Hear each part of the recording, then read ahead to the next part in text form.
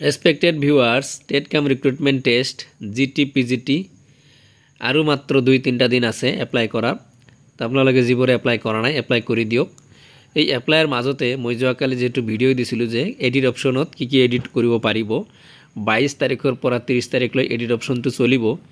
তো সেই এডিট অপশ্যনৰ বিষয়ে যেটো মই ইনফৰমেশ্যন দিছিলোঁ আপোনালোকক, তো সেই ইনফৰমেশ্যন মোতাবিক আকৌ কিছুমান প্ৰশ্ন কৰিছে, আকৌ কিছুমান ভুলৰ ব্যাখ্যা দিছে। তো সেই ভুলখিনি কনফিউজন হৈ আছে অকণমান সকলোৰে। কিছুমানে কৈছে যে ঠিক ঠাক ফিল আপ কৰিছোঁ তথাপি ভুল আহিছে। তো এইটো কি কৰিম? সো আজিৰ ভিডিঅ'ৰ যোগেদি সেইখিনিও অকণমান দূৰ কৰিবলৈ চেষ্টা কৰিম আৰু অনুৰোধ কৰিম যিবোৰে এপ্লাই কৰা নাই সোনকালে কৰি দিয়ক, নহ'লে কিন্তু লাষ্ট ডেটলৈকে অপেক্ষা নকৰিব। তেতিয়াহ'লে সাৰ্ভাৰ বেয়া হৈ যাব। সাৰ্ভাৰ বেয়া হ'লে আকৌ আপোনালোকৰ প্ৰব্লেম হৈ যাব। সো ভিডিঅ' শেষলৈ চাব এণ্ড ওৱান ৰিকুৱেষ্ট ইউ, চেনেলটো নহ'লে ছাবস্ক্ৰাইব কৰি দিব। So let's start the video'.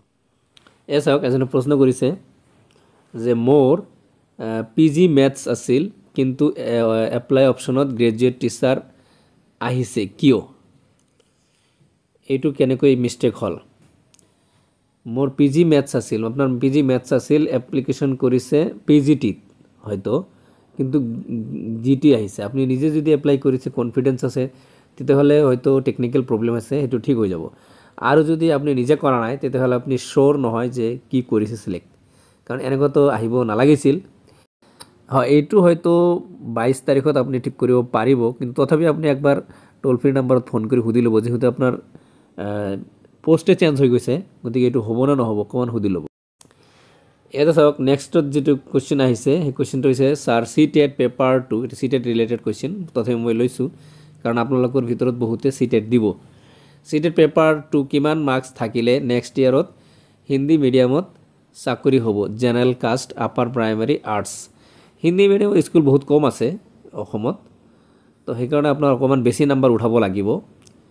Hindi মিডিয়ামৰ post যে ভেকেঞ্চি হয়, লাষ্ট যেটো এডভাৰ্টাইজমেণ্ট আছে তাতে চাব আপোনালোকে, মোষ্ট প্ৰবলি এটা দুটা এনেকুৱা পোষ্ট ভেকেঞ্চি আছে। তো গতিকে আপুনি অকণমান মাৰ্কটো বেছি উঠাব লাগিব, পাৰিলে 120 উঠাই দিব। নেক্সট কুৱেশ্যন,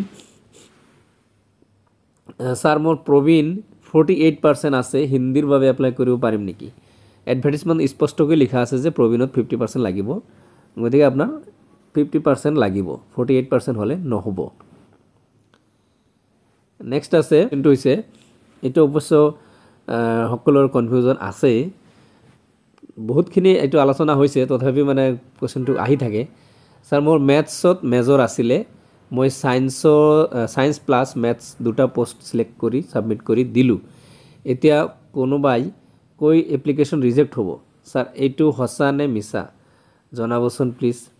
এইটো এনচাৰ আপোনালোকৰ কেণ্ডিডেটেই দিছে, আৰু এজনে ইয়াতে অকণমান কৈছে যে আপুনি কিয় দুটা পোষ্টত কৰিব লাগে, যিহেতু আপুনি মেথছৰ মানুহ, মেথছত কম সংখ্যক এপ্লিকেশ্যন পৰিব, গতিকে মেথছতে কৰিব দিব লাগে, কিয় ছায়েন্সত আকৌ মানে কৰি আছে, ছায়েন্সত এনেই ভিৰ বেছি হ'ব।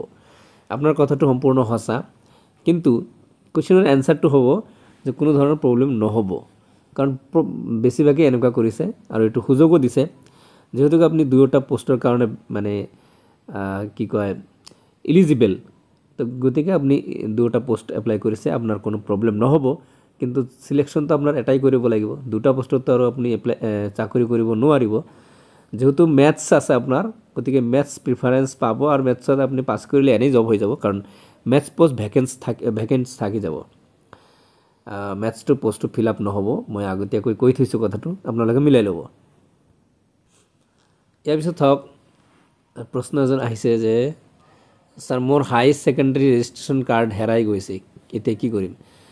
এই কাউন্সিলত গ'লে আপুনি নতুন ৰেজিষ্ট্ৰেশ্যন পাই যাব, যদি ৰেজিষ্ট্ৰেশ্যন নাম্বাৰটো আপোনাৰ মনত আছে একজেক্টলি, তেতিয়াহ'লে এটা এপ্লিকেশ্যন কৰিব।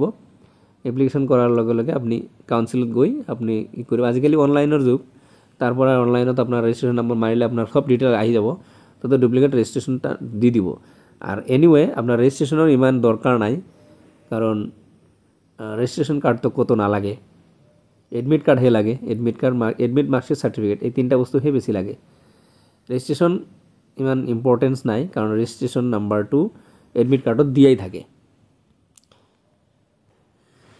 নেক্সট প্ৰশ্নটো আছে, জিটি মেথছ জিটি মেথছ আৰু জিটি সায়েন্স দুটা পোষ্ট সিলেক্ট কৰিব পাৰিম নি মেথছ মেজৰ হ'লে জনাবচোন মেথছ মেজৰ হ'লে তো আপুনি মেথছতে কৰিব পাৰিব আৰু ইয়াতে ৰিপ্লাই আপোনাৰ 6 এনেকৈ ৰিপ্লাই দিছে যে দুটা চাকৰি তো আপুনি কৰিব নোৱাৰিব এটাই কৰক যেহেতু মেথছত ভিৰ কম গতিকে মেথছৰ পৰা আপোনালোকে সায়েন্সত কিয় আহি আছে কিন্তু প্ৰশ্নৰ আনসাৰটো হৈছে আপুনি পাৰিব কোনো প্ৰবলেম নহয় সায়েন্স আৰু আগতে তো মেথ টিচাৰ এনেকুৱা নাছিল এইবাৰহে নতুন ক্ৰাইটেৰিয়া দিছে আগত বিএসসি হ'লে সায়েন্সতে এপ্লাই কৰিব লাগিছিল সায়েন্স টিচাৰ বুলি আছিল এতিয়াহে মেথ টিচাৰ সায়েন্স টিচাৰ আলাদা আলাদা হল তো গতিকে আপুনি এপ্লাই কৰিব পাৰিব কোনো প্ৰবলেম নহয় আপুনি অকলে নহয় বহুতে এনেকুৱা কৰিছে আৰু যদি আপোনাৰ দুয়োটা পোষ্টৰ এলিজিবল আছে মই আগতে কৈছোঁ তেনেহ'লে আপুনি কৰিব পাৰিব কিন্তু মেথছত সুবিধা বেছি সায়েন্সৰ তুলনাত আকৌ সায়েন্সখিনি অকমান মানে বেজাৰ হৈ যাব বেজাৰ নহ'ব কাৰণ আপোনালোকৰো চান্স আছে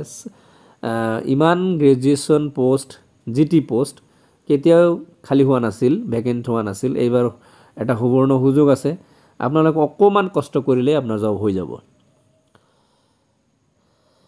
সো ফ্ৰেন্ডছ আজিৰ ভিডিও মানে শেষ কৰিছোঁ এইটো আপোনালোকৰ সেই নটিফিকেশনটো ডেট এক্সটেনশন কৰাৰ তো আজি ইমানতে ভিডিও শেষ কৰিছোঁ ভিডিও ভাল লাগিলে লাইক কৰি দিব শ্বেয়াৰ কৰি দিব আৰু আপুনি যদি চেনেলত নতুন চাই আছে তেনেহ'লে সাবস্ক্ৰাইব কৰি দিব মই এনেকুৱা ধৰণৰ গপ্ট information video and preparation of any kind of examination video বনাই থাকোঁ সো ভিডিওৰ পৰা বিদায় লৈছোঁ থেংক ইউ সো মাচ